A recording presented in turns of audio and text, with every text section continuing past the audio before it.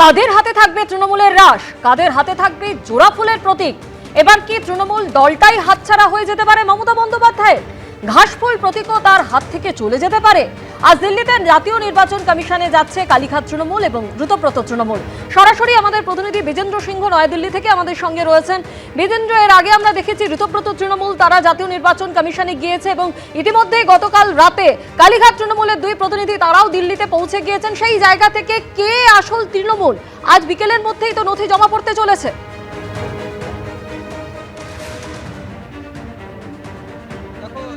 Election commission চিঠি দিয়েছিল গত বৃহস্পতিবার মমতা বন্দ্যোপাধ্যায় এবং ঋতুব্রত বন্দ্যোপাধ্যায়কে। সেটাতে তারা বলেছিলেন যে তাদের ক্লেম এবং কাউন্টার ক্লেমস কী রয়েছে, তাদের সাংগঠনিক ইলেকশন কবে করা হয়েছিল এবং তাদের অথরাইজ সিগনেটারি কে, এসব তথ্য নিয়ে আজকে 5:30টার মধ্যে ইলেকশন কমিশনকে তাদেরকে জানাতে হবে।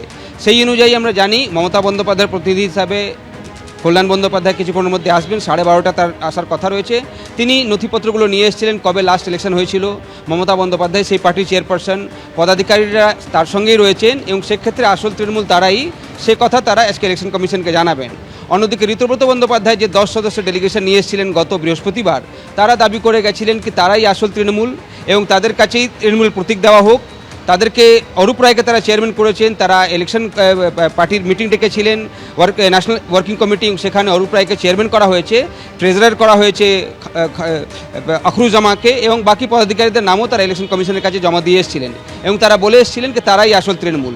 এই দুই দাবি এবং পাল্টা দাবির পর ইলেকশন কমিশনের প্রথম স্টেপ ছিল দুই পক্ষকে চিঠি লেখা এবং তাদের বক্তব্য শোনার জন্য। সেই অনুযায়ী ইলেকশন কমিশন দুজনকে চিঠি লিখেছিল। আজকে 5:30টার মধ্যে তাদেরকে জবাব দিতে হবে। একদিকে যেখানে কল্যাণ বন্দ্যোপাধ্যায় আসে জমা দিতে, আমাকে গতকাল ঋতুব্রত বন্দ্যোপাধ্যায় জানিয়েছিলেন কি তিনি যাবেন না, যেহেতু কোনো একজন ডেপুটি ইলেকশন কমিশনার তাদের সঙ্গে আজকে দেখা করবেন, তাই তিনিও কোনো প্রতিনিধিকে আজকে ইলেকশন কমিশনে পাঠাবেন। কখন সে আসছেন সেটা কিছুক্ষণের মধ্যে আমরা জেনে যাব।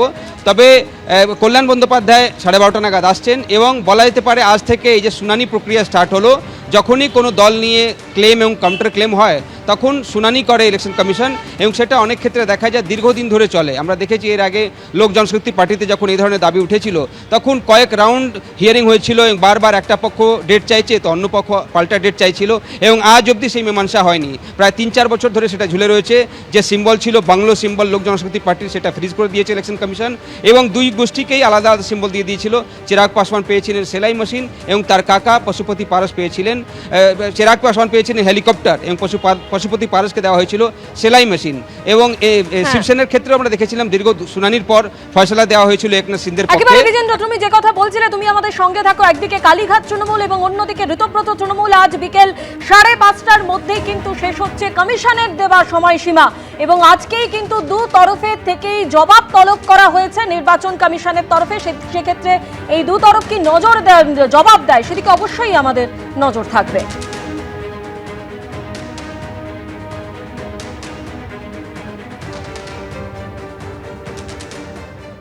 সত্যি নির্বাচন কমিশন নিরপেক্ষভাবে কাজ করে তাহলে আমাদেরই প্রতীক পাওয়া উচিত। 98 সালে যখন পার্টি তৈরি হয়, মমতা ব্যানার্জি এবং অজিত পাঁজা এরা দুজন সই করেছে। যারা বিক্ষুব্ধ গোষ্ঠী তারা হয়তো এতে ছিলেনই না, তৃণমূলে ছিলেন না, সুতরাং এরা কি করে দাবি করতে পারে? প্রশ্ন হচ্ছে তৃণমূল কংগ্রেস বলতে মানুষ মমতা ব্যানার্জিকেই বোঝে।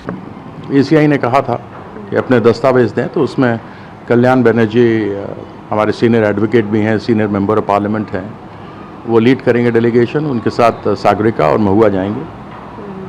क्या कुछ पक्ष रखने वाले हैं सर? ये पक्ष जो है वो हमारा ही पक्ष है, उसके अलावा और क्या है। जितने भी विधायक लड़े, जितने भी MPs इलेक्शन लड़े, सबके ऊपर तो जो सिंबल पे साइन तो ममता बंदोपाध्याय ने किया था, जो चेयरमैन है, जो चेयरपर्सन है TMC की, और हमारी रजिस्टर्ड पार्टी है, आज से नहीं, बहुत पुरानी है, सब जानते हैं, उन्होंने ही खड़ी की है, उन्हीं के हाथ से बना हुआ सिंबल है। तो वो जाएंगे और सारी जो तथ्य है उसको रखेंगे। সরাসরি আবারও কথা বলবো আমাদের প্রতিনিধি বিজেন্দ্র সিংহের সঙ্গে। বিজেন্দ্র, একদিকে কালীঘাট তৃণমূল তারা কিন্তু বারবারই বলছে তারা যথেষ্ট আত্মবিশ্বাসী, তারা বলছে যে তারাই আসল তৃণমূল। অন্যদিকে ঋতুব্রত শিবির থেকে আগেই দাবি করা হয়েছে যে তারাই আসল তৃণমূল। তাহলে কে আসল তৃণমূল? তুমি যেটা বলছিলে যে একটা দীর্ঘ শুনানি পর্ব, সেক্ষেত্রে নির্বাচন কমিশনে তাহলে আজ থেকেই শুরু হতে চলেছে। সেটা আমরা এর আগে দেখেছি, কেন কি উদাহরণ রয়েছে যখনই এই ধরনের বিতর্ক হয় দুটো গোষ্ঠীর মধ্যে, যেখানে তাদের কাছে প্রমাণ থাকে কি তারা দাবি করছেন যে এখানে দেখো, যদি আমরা দেখি সংখ্যাগরিষ্ঠতা, তো এমএলএ এমপিদের ক্ষেত্রে বেশিরভাগ এমএলএই এখন ঋতুব্রতর সঙ্গে রয়েছেন। এমপিরা লোকসভাতে 8 জন এবং রাজ্যসভায় এই মুহূর্তে 10 জন, মমতা বন্দ্যোপাধ্যায়ের সঙ্গে রয়েছেন 18 জন এমপি। সেক্ষেত্রে দাবি এবং পাল্টা দাবি রয়েছে। অন্যদিকে একটা আরও কোশ্চেন উঠছে, ইলেকশন কবে হয়েছিল, অর্থাৎ টিএমসি সংবিধান অনুযায়ী সাংবিধানিক যে তারা সংবিধানটা তাদের দিয়েছেন যেটা ইলেকশন কমিশনে, সেটাতে ইলেকশন করাতে হয় বিভিন্ন পদের জন্য। সেক্ষেত্রে মমতা বন্দ্যোপাধ্যায়কে লাস্ট চেয়ারপারসন কবে ইলেক্ট করা হয়েছিল, বাকি পদাধিকারীরা কবে অ্যাপয়েন্ট হয়েছিল, সেটার একটা দিন রয়েছে। সেটাকে ঋতুব্রত তৃণমূলরা বলছেন কি এটা ডেট পেরিয়ে গেছে, তারা নিয়ম মেনে সাংগঠনিক ইলেকশনটা করাননি। এবং গত মাসে তারা সেই সাংগঠনিক ইলেকশনটা করিয়েছেন, যেখানে অরূপ রায়কে তারা চেয়ারম্যান ইলেক্ট করেছেন এবং বাকি পদাধিকারীরা তাদের সঙ্গে রয়েছেন। সেই কথা তারা ইলেকশন কমিশনকে জানিয়েছেন। কল্যাণ বন্দ্যোপাধ্যায় আমাকে গতকাল বলেছিলেন যে যদি এইটাই হয়ে থাকে, সেক্ষেত্রে 2026 সালে বিধানসভায় যারা সিম্বল পেয়েছিলেন তারা তো মমতা বন্দ্যোপাধ্যায় সই করাই ফর্ম বিতে সিম্বল পেয়ে তারা ইলেকশনে দাঁড়িয়েছেন, তখন তারা এই প্রশ্নটা রাখেননি কেন? এই কোশ্চেনগুলো রয়েছে। তার সঙ্গে সঙ্গে যখন ঋতুব্রতরা এটা বলছেন কি তাদের সঙ্গে শুধুমাত্র 60 জন এমএলএই নন, তার থেকে বেশি এখন তাদের কাছে কাউন্সিলর রয়েছেন, জেলা পদাধিকারীরা রয়েছেন, অর্থাৎ সাংগঠনিক দিক থেকেও অনেক তাদের কাছে সমর্থন রয়েছে। তাই তারা আসল তৃণমূল, তাদেরকে তৃণমূল কংগ্রেস আইডেন্টিফাই করা হোক এবং যে জোড়াফুল সিম্বল রয়েছে তাদেরকে দেওয়া হোক। অন্যদিকে আমরা দেখছি কল্যাণ বন্দ্যোপাধ্যায় যে দাবি করছেন বা মমতা বন্দ্যোপাধ্যায় গত পরশুও ফেসবুক লাইভে এসে যেটা বলেছিলেন কি তার সিম্বল কেড়ে নেওয়ার একটা পরিকল্পনা হচ্ছে। যদি সিম্বল কেড়ে নেওয়া হয় তিনি নতুন সিম্বল নিয়ে মানুষের কাছে যাবেন। সেক্ষেত্রে তিনিও হয়তো একটা আভাস পাচ্ছেন কি হয়তো এই জটিলতার মধ্যে সিম্বলটা না ফ্রিজ হয়ে যায়। গত পরশু আমরা দেখেছিলাম শ্রমিক ভট্টাচার্য একটা ইঙ্গিতপূর্ণ মন্তব্য করেছিলেন কি আগামী দিনের মধ্যে দেখা যাবে ব্যালট বক্সে জোড়াফুল সিম্বল থাকবে না। তো এরকম একটা সম্ভাবনা রয়েছে, কেন কি এর আগে আমরা দেখেছি যখন শিবসেনার মধ্যে ঝগড়া হয়েছিল দুই পক্ষকে আলাদা সিম্বল দিয়ে মেন সিম্বলকে ফ্রিজ করে দিয়েছিল ইলেকশন কমিশন। এখানে যদি ঝগড়া এইভাবে চলতে থাকে এবং ইলেকশন চলে আসে, তখন কিন্তু জোড়াফুল সিম্বল ফ্রিজ হয়ে যাবে এবং ঋতুব্রত গোষ্ঠী বা অরূপ রায় যে দলের চেয়ারম্যান তাকে একটা সিম্বল দেবে ইলেকশন কমিশন এবং মমতা বন্দ্যোপাধ্যায়ের নেতৃত্বে যে টিএমসি রয়েছে তাকে একটা আলাদা সিম্বল দেবে এবং জোড়াফুল সিম্বল যতদিন অবধি চূড়ান্ত সিদ্ধান্ত হচ্ছে না ফ্রিজ থাকতে পারে, এটাও দেখার বিষয়। তার সঙ্গে সঙ্গে আরও একটা বড় ইস্যু এখানে রয়েছে, সেটা হলো ব্যাংকের অ্যাকাউন্ট, সেটা কার কবজায় যাবে সেটাও দেখার বিষয়। কেন কি সেখানে এখন শোনা যাচ্ছে কি প্রায় 11টা অ্যাকাউন্ট রয়েছে। কি হয় সেদিকে অবশ্যই আমাদের নজর থাকবে। আপাতত তোমায় ধন্যবাদ। এবিপি আনন্দ, এগিয়ে থাকে, এগিয়ে রাখে।